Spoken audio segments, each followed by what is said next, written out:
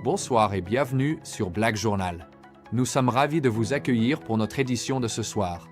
Et si je vous disais que la politique ivoirienne est en train de basculer sous vos yeux, que les anciens quittent la scène, que les alliances se brisent et que de nouveaux visages avancent pour prendre leur place, la transition n'est plus une rumeur, elle a déjà commencé. Aujourd'hui, on lève le voile sur l'une des plus grandes mutations politiques de la Côte d'Ivoire moderne. Restez jusqu'au bout, vous n'êtes pas prêts pour ce qui arrive. Abonnez-vous maintenant et activez la cloche pour ne rien manquer. Il y a dans la vie des nations des moments comme ça où le vent tourne en faveur de l'émergence de nouvelles figures politiques ou de consolidation de nouvelles alliances ou de groupements politiques. Est-ce que vous avez l'impression, au lendemain de cette présidentielle ivoirienne, que nous sommes dans cette configuration Josias Assemon?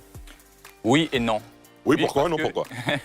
Oui, parce qu'il y a les premiers signaux. Pour qu'on ait une nouvelle ou de nouveaux visages, il faudrait qu'on ait de nouveaux acteurs. Et on a commencé à avoir ces nouveaux acteurs-là qui, majoritairement, se montrent à l'intérieur du parti politique ou de l'association politique qui est l'ADCI, dirigée par M. Assalé Tiemoko, où on a de nouveaux visages. Et pour l'élection présidentielle, on a eu de tout jeunes candidats qui ont continué, qui sont encore présents pendant cette élection législative. Donc, on a déjà des visages. Donc là, on peut dire oui. On a aussi de nouvelles associations qui sont en train d'apparaître. Oui. Non, parce que lorsqu'on parle de nouveaux visages ou du renouvellement de la classe politique, ce n'est pas nécessairement ceux-là qu'on voit parler de politique qui vont apporter ce renouveau-là. C'est ceux-là qui vont faire la politique, c'est-à-dire ceux-là qui seront à des fonctions publiques ou à des fonctions politiques. Donc à partir de là, on pourra dire que oui, on a de nouveaux visages. Mais lorsqu'on regarde ceux-là qui sont en train de partir pour être les nouveaux acteurs de la scène politique, on pourrait dire non parce que ce n'est pas sûr et certain, pour ne pas décourager certains, qu'on aura ces nouveaux visages-là. Mais déjà, on commence à voir et on espère que peut-être dans 3, 4, 5 ans, on aura effectivement ces nouveaux visages à diriger le pays. Donc voici le oui et le non. Chocomar Doumbia? Je pense que le processus est enclenché. Je pense que ça fait quand même un certain temps que moi je suis convaincu que la sphère politique, pas qu'en Côte d'Ivoire, mais dans toute l'Afrique de l'Ouest, va se redessiner. C'est cela. Et ce redessinement, c'est presque obligatoire au vu au su de l'histoire politique que nous avons. Parce que, comme je le dis, il y a une première génération de politique qui est post et pendant indépendance. Il y a une deuxième génération qui a suivi, mais qui est vraiment suffisamment coriace parce qu'il est resté sur une longue durée. Et maintenant, il n'y a de choix que, un, par la démographie, parce que, bon, aujourd'hui, c'est des pays qui sont à 70%, voire plus de jeunes. Deux, par réellement le changement au niveau des enjeux. Ce n'est plus les mêmes enjeux, les mêmes discours ou les mêmes acteurs ou les mêmes philosophies ne parlent plus aux citoyens. Et trois, parce que réellement, c'est quand même une restructuration non seulement au niveau de l'administration, mais aussi au niveau mondial. Donc les apesanteur extérieurs font que peut-être ceux qui ont été préparés à prendre des fonctions entre 1960 et 1980 ne sont plus forcément aptes à faire face à ces mêmes fonctions aujourd'hui, avec des réalités comme le terrorisme qui s'implique, comme l'IA qui s'implique. Donc les réalités ont changé et forcément il faut des acteurs qui ont été préparés pour ça, qui ont été à l'école pour ça et qui vivent ces réalités-là. Donc forcément oui, ces nouveaux acteurs vont émerger et le processus est enclenché, quitte à savoir combien de temps ça prendra. Alamine Fofana, vers un nouveau visage de la scène politique? Oui, particulièrement en Côte d'Ivoire. Et pour nous qui sommes en sciences politiques ça s'explique. Pas une théorie qui est reconnue d'être une théorie des relations internationales, mais qui s'explique aussi en politique intérieure. C'est la politique de la puissance hégémonique. Elle dit que dans un environnement politique, il y a toujours une puissance hégémonique. Et lorsqu'il y a l'hégémo, donc le dominant, la scène politique est pacifiée. On n'a pas de guerre. Illustration, la Côte d'Ivoire en 2010 et 2025, on n'a connu aucune guerre. Parce que la puissance hégémonique du RHDP, par les outils de dissuasion, arrive à maintenir un certain niveau de paix. Mais arrivé à un certain moment, on va rentrer dans la transition de la puissance. Parce que deux choses, premièrement, l'hégémo, donc le dominant, va vouloir s'étendre. Donc plus il s'étend, plus il se disperse, plus il s'affaiblit. Et deuxièmement, il y a de nouveaux acteurs qui vont venir négocier la puissance de l'hégémo, donc du dominant, qui vont vouloir une place. Donc automatiquement, on rentre dans une phase de transition de la puissance parce que les éléments qui ont légitimé la présence et l'omniprésence de ces acteurs politiques qu'on a connus depuis 1960, les autres puissances commencent à avoir ces différents éléments-là en leur sein.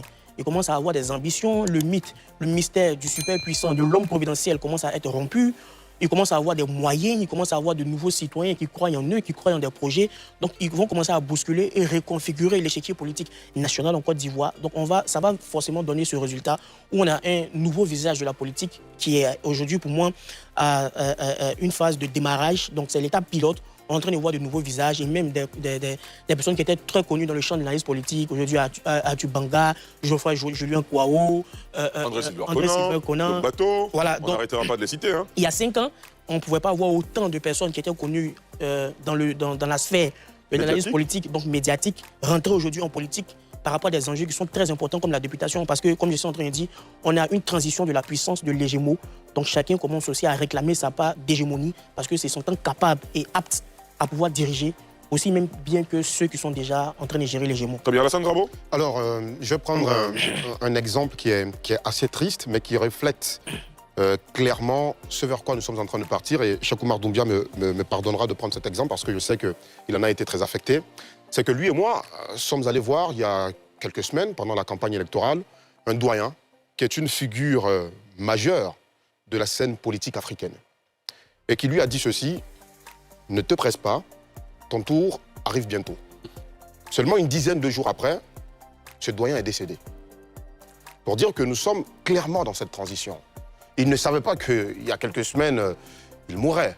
Mais il dit à un jeune de la trempe de Cheikh Oumar Doumbia que ne te presse pas, ton tour va arriver. Sinon, si nous ne sommes pas déjà dans ce tour-là.